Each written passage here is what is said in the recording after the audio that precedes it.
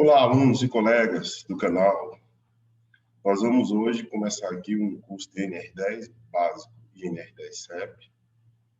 E nessa aula a gente pretendia apresentar para os nossos colegas, nossos alunos, o pessoal que está inscrito no nosso canal, os principais pontos que constituem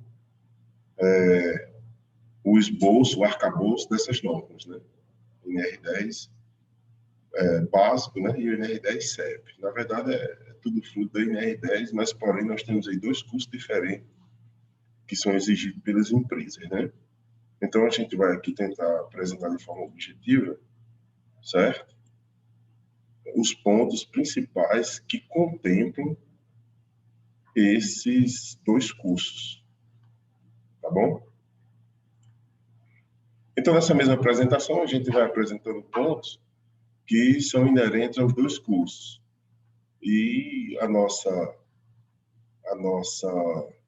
referência bibliográfica é a própria norma NR10, né? E um pouco ali da nossa experiência que a gente também vai apresentar, tá bom? Então, a gente tem essas lições aí, né? Que são pontos que têm a ver com o CEP, riscos elétricos, controle de riscos, as formas de trabalho no sistema eletropotência. Quando a gente falar aqui em CEP, é sistema eletropotência. Como é que se organiza, né? Um CEP, né? E é fundamental essa organização como fator de segurança, né? A forma como a gente organiza o trabalho é quem vai fazer com que a gente tenha sucesso no que diz respeito à segurança nos trabalhos com eletricidade, né? Certo? Aí alguns conceitos importantes, né?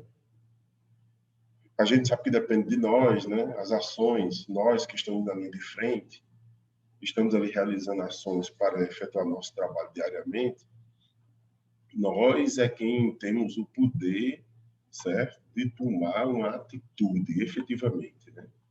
Então, como a gente está na linha de frente e tem esse poder de tomar uma atitude, de tomar uma ação, de realizar uma ação, então o maior responsável, certo? Pela segurança nossa, dos nossos colegas, somos nós mesmos. É claro que as empresas, os gerentes, os gestores, etc., devem apoiar, fomentar as ações de segurança.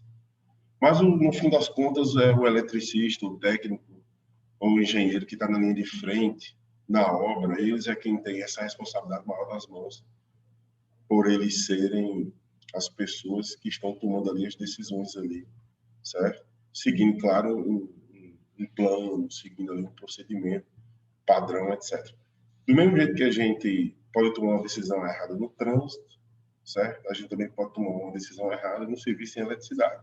Como, por exemplo, fazer um serviço no quadro energizado, com QGBT, e não utilizar luvas. Quem vai tomar essa decisão? É o eletricista, é o técnico.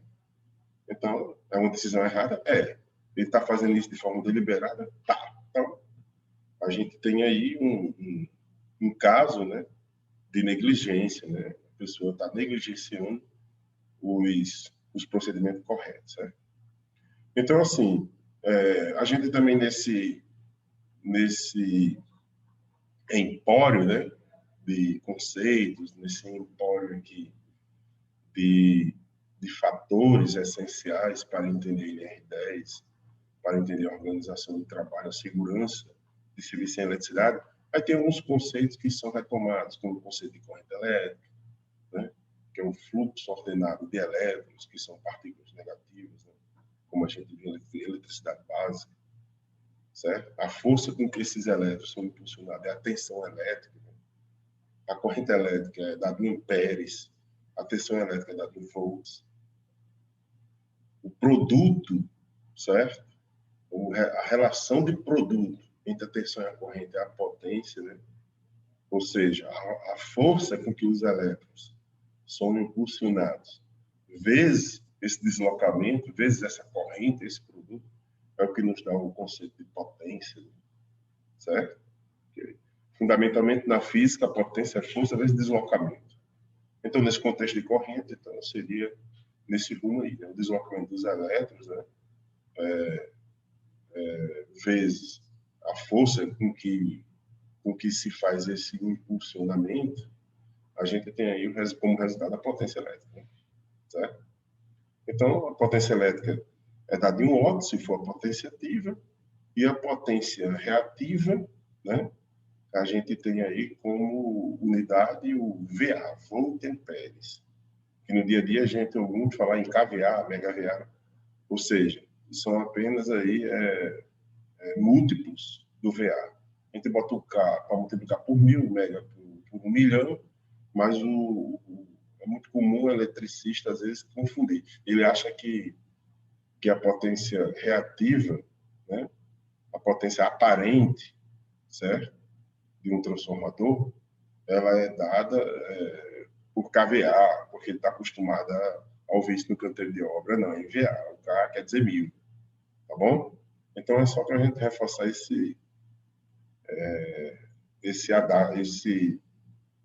forma, né? Essa linguagem, né?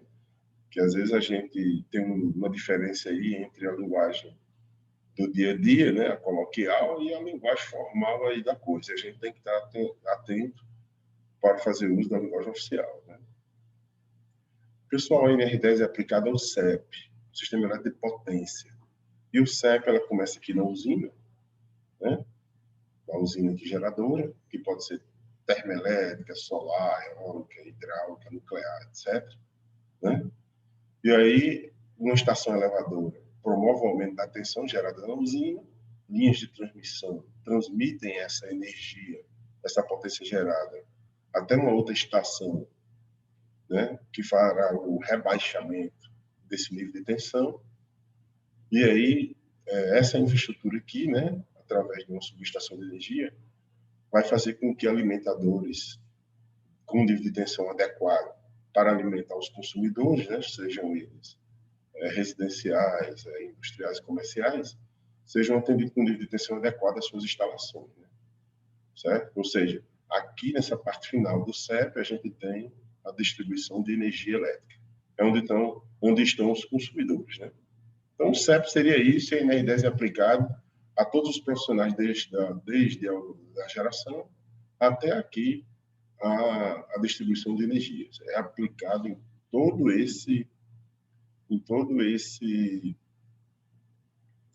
esse CEP, né? Em toda essa infraestrutura capaz de produzir energia e levar até os consumidores, né? Então, a gente tem aqui algumas formas de energia que já são bem fundamentadas, né? Bem consolidadas, certo? No mundo, né? A usina hidrelétrica ainda é a maior forma de produzir energia elétrica no Brasil, né? É através de usinas hidrelétricas, né? Certo? Nesse tipo de usina aqui, a gente armazena água, né, para poder armazenar energia potencial, né, gravitacional, e aí, de forma controlada, a gente transforma essa energia armazenada, né, em energia cinética através de um fluxo de água, que através de um duto chega até as palhetas de um gerador que está acoplado a um eixo, e esse eixo ele vai estar acoplado a um rotor, certo? Que está localizado dentro das bobinas de um extrator. Esse extrator ele é excitado, né? Normalmente por um banco de baterias, formando um campo magnético. E aí, quando esse rotor gira, cortando as linhas de fluxo, né? As linhas de fluxo produzidas pelas bobinas desse extrator, a gente tem ali, né, uma variação do fluxo no tempo, né, nas bobinas desse rotor, e aí a gente vai gerar uma tensão elétrica, né? É o princípio da indução eletromagnética, certo? É o princípio de Ampère, né? Lei de Ampère. Então, pronto. É dessa forma que na hidrelétrica se produz eletricidade, né? A gente transforma energia potencial gravitacional, energia cinética, e lá na outra ponta a gente vai ter ali a conversão dessa energia cinética em energia mecânica rotacional e, por fim, a geração de tensão elétrica lá nos terminais desse gerador, certo? Então, basicamente, a usina hidrelétrica vai trabalhar dessa forma. A usina termoelétrica, ela vai utilizar fazendo com que a queima de um combustível, né? Queima de um combustível, certo? Ou através de uma reação, né? Como no caso da usina nuclear, né? A usina termonuclear, ela faz com que a reação nuclear produza calor, né? Certo?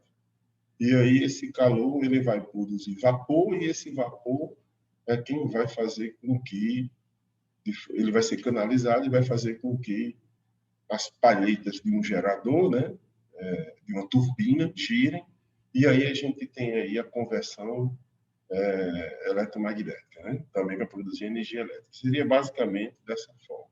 Essa é a diferença principal, né? Tá bom? Tá aí a energia nuclear, né, que a gente comentou, a eólica.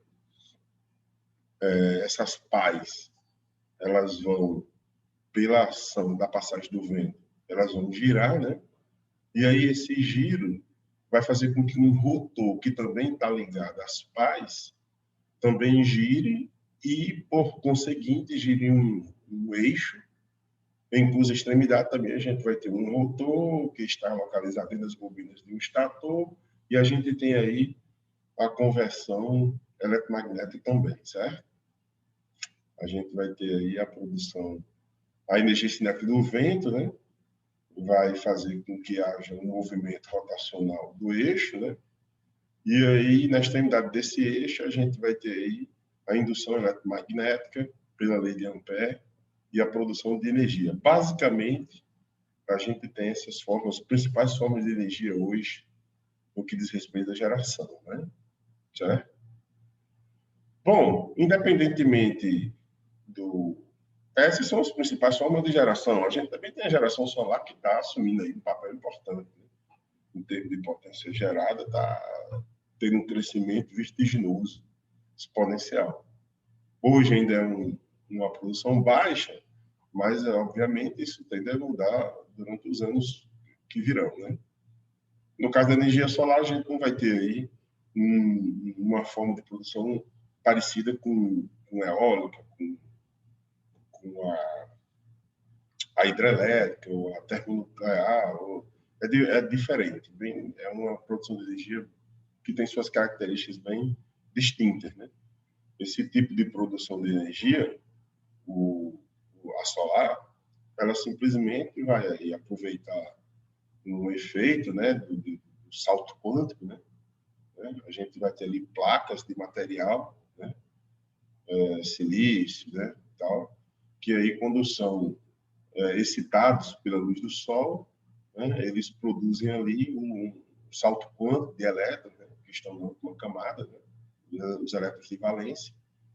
E aí esses elétrons de valência, eles vão ali constituir uma corrente, né? Vai ser produzida ali uma tensão elétrica, que vai fazer com que esses elétrons constituam uma corrente elétrica, e a gente vai ter uma produção de energia elétrica, né? Então, as placas fotovoltaicas vão trabalhar mais ou menos de uma forma assim bem resumida, né?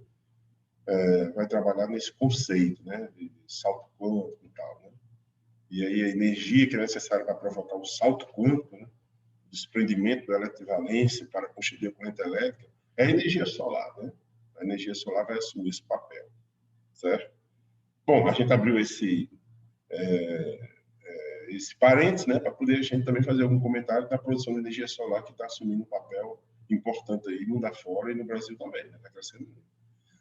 Mas, saindo da geração, a gente tem aqui agora as etapas de transmissão de energia, né? Produziu.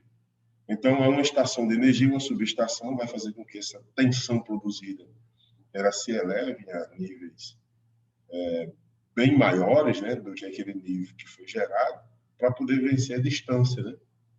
Porque normalmente o centro produtor fica distante do centro gerador, principalmente nos países de grande dimensão. Esse fator é mais comum, né? Então a gente faz uso de linhas de transmissão que vai percorrer milhares de quilômetros, né, para poder levar essa produção até os centros consumidores, né? Certo? Quando chega lá, próximo aos centros consumidores, nós vamos ter uma estação abaixadora, subestações de energia, que vão pegar esse nível de tensão que foi elevado lá na saída da geração e agora vai diminuir, né, esse nível de tensão. E aí esse nível de tensão vai ser diminuído a níveis que são tensões utilizadas na distribuição, certo? 3.8 kV, 34,5. E aí depois, por uma última vez, eles vão ser diminuídos para níveis, né, de baixa tensão, para atender os consumidores de baixa tensão. que seria 380, 220, que são os mais comuns, né? Também tem 110 volts em alguma região do nosso país, né, e tal. Então, assim, resumindo, a gente poderia fazer um esquema assim. A gente produz em 13.8, que é muito comum, né? Eleva-se para 230 kV, 500 kV, 750 kV.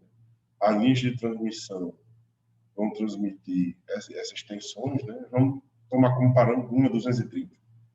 As linhas de transmissão transmitem essa potência em nível de 230, e quando chega lá próximo aos centros consumidores, a gente vai diminuir esse 230 kV para 69, né? Certo? E já a gente chama esse nível de tensão de subtransmissão, né? Que as companhias energéticas de distribuição usam, que vão para outras estações de energia, que rebaixam novamente para 3.8 ou 34,5, dependendo da região que a gente está tomando como referência. Pronto. Agora, quando a gente chega nesses níveis de tensão, 13.8 e 34,5, a gente tem níveis de tensão e média tensão utilizados pelos distribuidores de energia. Para atender escritórios, casas, padarias, pequenas indústrias, comércio, aí a gente vai ter transformadores de potência que diminuem esse nível de tensão de 13,8 ou 34,5 para 110 volts, 220, 380, né? Depende se for monofásico ou trifásico, que depende da região do país que a gente está falando, né? Aqui no Rio Grande do Norte, a gente utiliza 380 trifásico e 220 volts monofásico. E, por exemplo, em São Paulo, Rio de Janeiro, etc., no sul do nosso país, é muito comum utilizar 110 volts monofásico e 220 trifásico. Né? É uma tecnologia diferente que tem a ver com o histórico. Né? Na época que foi construído o parque gerador, o parque de distribuição de energia, né? Essa infraestrutura adotou-se por questões da época, né? Históricas da época, questões econômicas, etc., tecnologia disponível da época, adotou-se esse nível de tensão na distribuição. Né? Isso depende muito da época. Então, resumindo, né? O CEP seria toda essa parte aí, toda essa infraestrutura que a gente apresentou para os senhores. Né? Uma questão importante, dentro dos conceitos ainda, é o profissional saber o que é corrente alternada e o que é corrente contínua. Certo? Então, aqui a gente tem dois gráficos que mostram de uma forma bem distinta, né? A gente acompanhar aqui a diferença entre esses dois tipos de corrente. A corrente alternada, que é uma corrente que altera, que tem seu gráfico alternando no tempo de forma senoidal, né? Ou seja, acompanhando aqui a função senoidal, né? Certo? Tem aqui uma região positiva, uma região negativa, e tem aqui uma frequência com que esse ciclo se alterna, certo? Essa frequência aqui normalmente é 60 Hz, ou 50 Hz também é muito utilizado, também depende muito de fatores históricos, de quando o parque gerador foi construído, esse tipo de coisa. Né? Já a corrente contínua não, ela tem um valor aqui fixo, né? Não é essa alternância, né? Certo? Ela é um valor aqui fixo, que se estabiliza aqui em um certo nível de tensão. Né? A gente poderia dar como exemplo clássico a bateria de um carro, de um veículo, que produz lá 12 volts e não existe essa alternância aqui num tempo. É 12 volts, né? Polo positivo, polo negativo. Os 12 volts é o nível de tensão entre esses dois polos, e aí a corrente contínua basicamente se encerraria nisso. Em corrente alternada, a gente não teria a questão do positivo e negativo. A gente disse que a senoide, ela realmente sofre uma alternância de ciclos, né, entre a região positiva e negativa do quadro,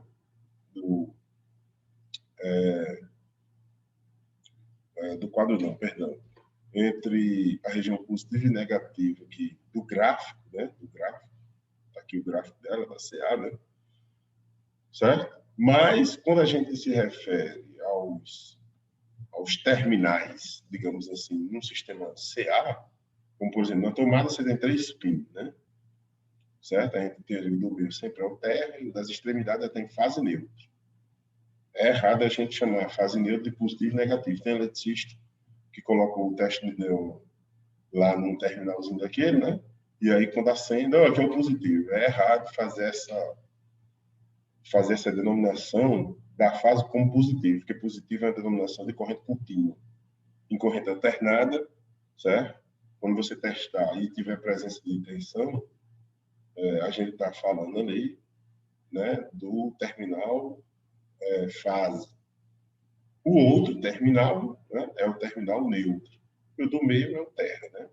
Tá? Então é importante esses conceitos para o profissional não estar fazendo uso errado de conceitos, ele sendo uma pessoa profissional na área, né? Tá bom? Então, passando aqui. Opa, passei demais. Pronto.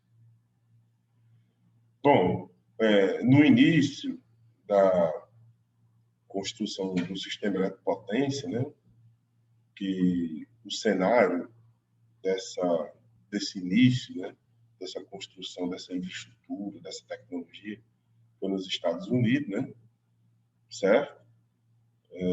A gente teve aí dois grandes cientistas que se destacaram, né, o Nikola Tesla e o Thomas Edison, foram pessoas que cientistas, né, engenheiros eletricistas, cientistas, pesquisadores, que tinham linhas de pesquisa diferentes, né? A corrente alternada era ali abraçada pelo cientista Nikola Tesla e a corrente contínua era defendida, era desenvolvida, pesquisada pelo engenheiro e pesquisador Thomas Edison, né?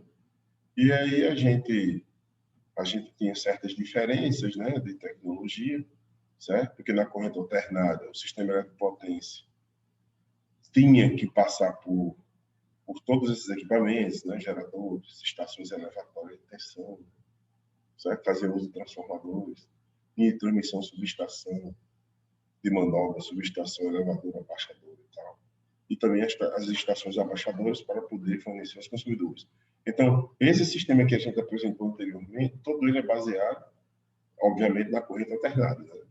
O nosso sistema elétrico, potência, o CEP, ele é em corrente alternada, porque a proposta do Nikola Tesla realmente sobressaiu como economicamente mais vantajosa, digamos assim. Né?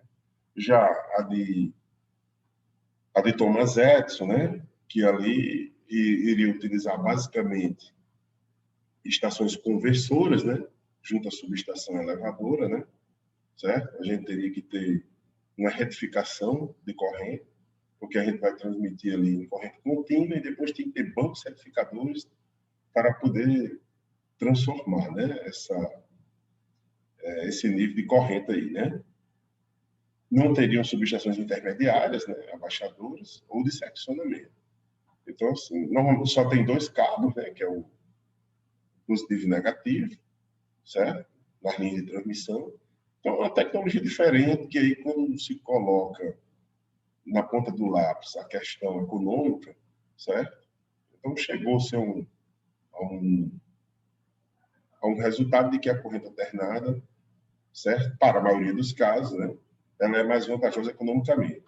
A corrente contínua, em alguns casos, ela se mostra vantajosa, sim, porque existem as perdas aqui na corrente alternada, certo? Efeito corona, outras coisas que induz perdas, que na corrente contínua não tem, e aí, em determinadas situações, ainda existe a aplicação da corrente contínua, né? Porque ela, em algumas situações, ela ainda se mostra, no caso da transmissão de energia, ela ainda se mostra vantajosa, sim, economicamente. Então, não é uma coisa que também não existe mais no CEP, corrente contínua. Não, existe sim, em alguns aspectos ainda é utilizado sim. Né? A gente não vai se aprofundar nisso porque o curso ele não é de transmissão de energia e tal. Né? Tá bom? É só aqui apresentando alguns conceitos básicos aos senhores. Tá? Então, aqui a gente tem aqui uma foto mostrando o número de transmissão, né? Normalmente são torres, né? Estaradas, autoportantes, né? Torres metálicas, né? São calculadas na tonelada de cantoneira, né? De aço, certo? os orçamentos das linhas também, normalmente são calculados os custos dos cabos pela tonelada do cabo. Né? Existem formas de se modelar as linhas para se obter a bitola de cabos, dependendo da potência, da distância. É uma engenharia aqui que tem muito cálculo, né? Dentro desse contexto de linha de transmissão, certo? Na subtransmissão, a gente tem aqui esse nível de tensão 13,8, que não está aqui, mas na subtransmissão, na subtransmissão é 34.988, né? E também 138 kV é utilizado, assim como subtransmissão, certo? Na distribuição, se usa 34,5 e 13,8 kV, né? Mas esse nível de tensão também pode ser utilizado no contexto de subtransmissão, né? Tá? Aí, de 230 para frente, aí não adianta, a transmissão de energia mesmo, certo? Então, subestação, né, é um conjunto de equipamentos que estão ali agregados no ambiente para fazer o seccionamento, para fazer a elevação, o abaixamento, né, de tensão, certo? E aí tem lá uma série de dispositivos de proteção associados ao transformador ou aos transformadores, né? Enfim, a subestação de energia ela vai propiciar exatamente a transformação dos níveis de tensão, permanecendo os mesmos níveis de frequência, né? Não muda a frequência, né? A potência também não muda, não se gera potência em subestações, né, de energia. Ela apenas transfere a potência de um lado para o outro do transformador. A potência é a mesma. O que muda são os níveis de tensão e corrente, né? Então, dentro desse contexto do que é subestação, a gente tem a subestação elevadora, a abaixadora, a subestação de manobra. Né? A subestação de manobra serve apenas para chavear o sistema elétrico. A subestação elevadora, como o próprio nome diz, é um conjunto, né, de equipamentos que vai promover a elevação da tensão, né? Certo? A tensão de saída é maior que a tensão de entrada do transformador. Na subestação abaixadora é o inverso da elevadora. Nós temos aqui o efeito da diminuição do nível de tensão. Ou seja, a tensão de saída é menor que a tensão de entrada nos terminais dos transformadores. Basicamente, são esses os conceitos de subestações, certo? Ok? Então, os principais componentes do sistema elétrico de distribuição são as redes primárias, as secundárias, os ramais de serviço, medidores, né? Transformadores de distribuição, capacitores e reguladores de rede. São os bancos reguladores de tensão, né? Que ainda são utilizados, sim, na distribuição, quando a gente está falando de alimentadores muito longos, certo? Então, aqui a gente tem nas redes primárias, né, a parte de alta tensão, né, que a gente chama, na distribuição, seria o nível de tensão de 13,8, 34,5, a gente chama de alta tensão, certo? Pela NBR 10. A NBR 14039 ela faz uma outra classificação. A NR10 diz claramente que para nível de tensão em corrente alternada acima de 1 kV, você pode chamar esse nível de tensão de alta tensão. Né? Então, são as primárias na distribuição. A secundária vai ser 110 volts, 220 volts, 380 volts. Então, esse nível de tensão na secundária dos transformadores no sistema elétrico de distribuição é o que se chama de rede secundária. Os ramais de serviço tem ele aéreo, tem ele subterrâneo, né? São os ramais que vão fazer a conexão dos consumidores ao sistema de distribuição de energia. Medidores são os componentes que fazem a medição do consumo de energia, né? Hoje em dia, muito presente aqui a telemetria, né? Os colegas que trabalham como leituristas, eles tendem a desaparecer realmente, diminuir muito, né? Por quê? Porque está se optando muito pela telemetria, pela internet, por sinal de GPRS, enfim, tem várias formas, sinal de rádio, né? De promover hoje a medição sem que precise ir lá uma pessoa, né? Fazer a medição, né? Isso aqui é uma realidade, né? Os transformadores, né? de distribuição são aqueles equipamentos que tem na rede elétrica que fazem a diminuição do nível de tensão da rede primária e passa esse nível de tensão alterado para baixo, né, para a rede secundária. Né? Quem faz isso? Transformador. Né?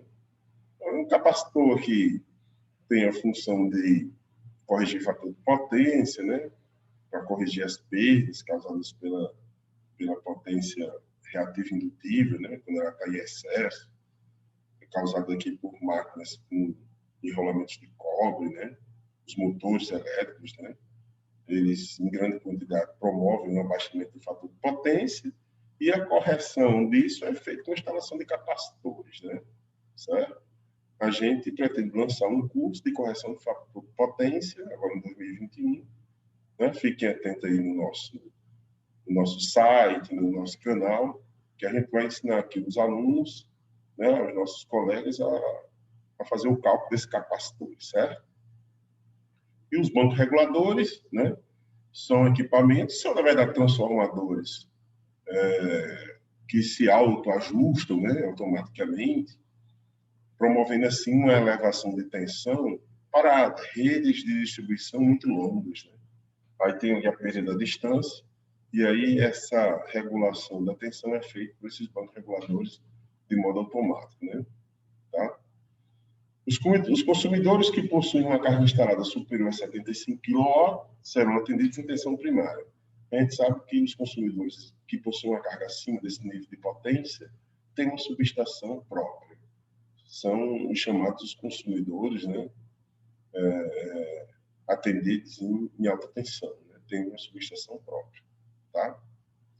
Aí aqui a gente mostra alguns níveis de tensão na distribuição, né, no lado primário, e aqui a gente mostra também alguns níveis de tensão do lado secundário. Aqui a gente tem um pequeno esquema, mostrando aqui uma rede aqui, né, certo? De 13.8, eu acho que eu 15 kV e média de 13.8, certo? Chegando aqui no transformador, que diminui aqui para 110/220, né? E aí atendendo aqui o consumidor.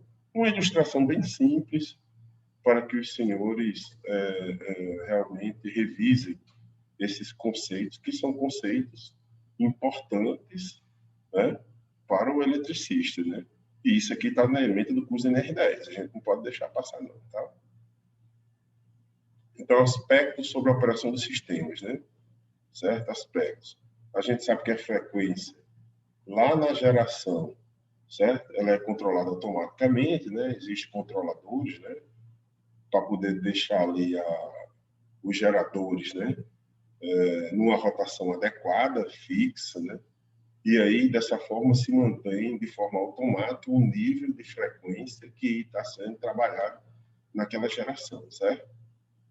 Então, isso aqui é um processo aqui automático, né? Hoje em dia, temos controladores automáticos que fazem com que a rotação do eixo dos geradores se mantenha fixo, certo? Para que a frequência não altere, né? Então, essa RPM aí, ela é controlada, tá? Certo? E aí, essa frequência controlada, essa geração gerada, está aqui a linha de transmissão, né? A ilustração, transportando essa produção até os centros consumidores. Os riscos típicos do CEP, certo? Riscos típicos do CEP. Nós iremos trabalhar melhor esses riscos, né, na próxima aula, certo? Hoje a gente procurou trazer alguns conceitos fundamentais, certo? De geração, transmissão e distribuição de energia, conceitos básicos de NR10 básico, do curso de NR10 básico, né? Já na ementa mostra no anexo da norma que isso deve ser apresentado para os alunos no curso de NR10, certo? Então a gente venceu essa primeira parte. Na segunda parte a gente vai falar dos riscos, tipos do CEP, Sistema Eletropotência, certo? Proximidade, contato com parte energizada, indução eletromagnética, descarga atmosférica, eletricidade estática, campo elétrico magnético, né? Isso aqui são os riscos típicos. Porque tem os riscos típicos e tem outros riscos, né, que não são típicos, né? São atípicos, mas são riscos que também vão ser discutidos aqui no curso de NR10, né? Por exemplo, o risco de queda. Não é um risco típico, mas é um risco que está associado à atividade de quem trabalha, por exemplo, na distribuição de energia ou na transmissão, em linhas de transmissões, que trabalha em altura, né? Certo? É por isso que quem trabalha nesse ramo também tem que fazer o curso de NR35, tá bom? Então, por hoje a gente fica nessa, até aqui. Esse quadro aqui, ele resume o que a gente vai ver na próxima aula, porque hoje a gente deu só o preâmbulo da norma, da ementa, que trata de eletricidade básica, certo? Eu espero que vocês tenham gostado. Na próxima aula a gente continua com riscos típicos. Muito obrigado a todos e até a próxima aula.